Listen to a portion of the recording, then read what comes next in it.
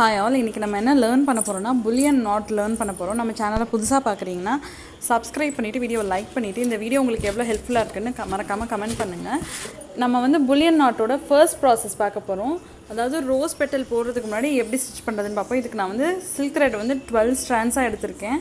6 எடுத்துகிட்டு 6 டபுளாக போட்டால் 12 ஸ்ட்ராண்ட்ஸ் வரும். பெரிய சைஸ் நீடில் எடுத்து இந்த மாதிரி கீழ்ப்பக்கமாக பஞ்ச் பண்ணி நல்லா த்ரெட்டை சிக்கில்லாமல் கோதி எடுத்துகிட்டு நீடில் த்ரெட்டை வந்து 6 to 7 or 8 டைம்ஸ் வந்து நீங்கள் வந்து அந்த மாதிரி ட்விஸ்ட் பண்ணணும். நான் வீடியோவில் காட்டுற மாதிரி ட்விஸ்ட் பண்ணி ஸ்டார்டிங் பாயிண்ட்லேயே பஞ்ச் பண்ணிங்கன்னா இந்த மாதிரி உங்களுக்கு திரும்பின மாதிரி பல்ஜாக வந்து நிற்கும்.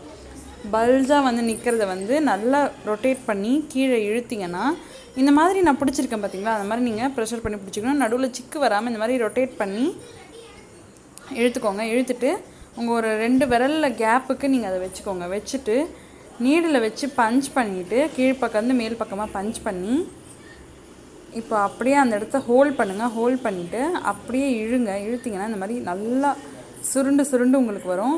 சுருண்டு வரதில் அப்படியே கீழ்ப்பக்கமாக ஒரு பஞ்ச் பண்ணி எடுத்திங்கன்னா இந்த மாதிரி ஃபினிஷிங்காக உங்களுக்கு வரும்.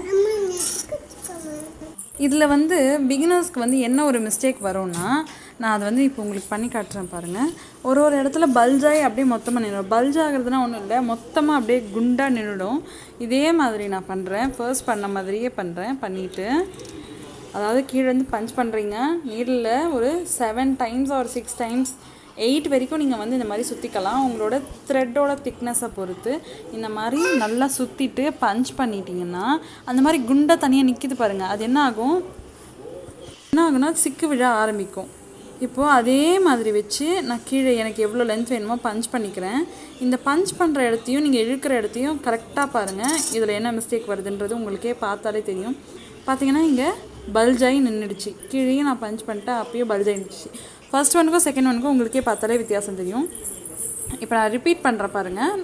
கரெக்டான ஸ்டிச்சை நான் ரிப்பீட் பண்ணுறேன். இப்போது இதே மாதிரி ரொட்டேட் பண்ணிவிட்டு மேல் பக்கம் வந்து கீழ்ப்பக்கம் பஞ்ச் பண்ணி அந்த மாதிரி வர எடுத்து நீங்கள் என்ன பண்ணணும், மேல் பக்கம் இழுத்திங்கன்னா உங்களுக்கு நல்லா பின்னல் மாதிரி நல்லா ட்விஸ்ட் ஆகி வரும்.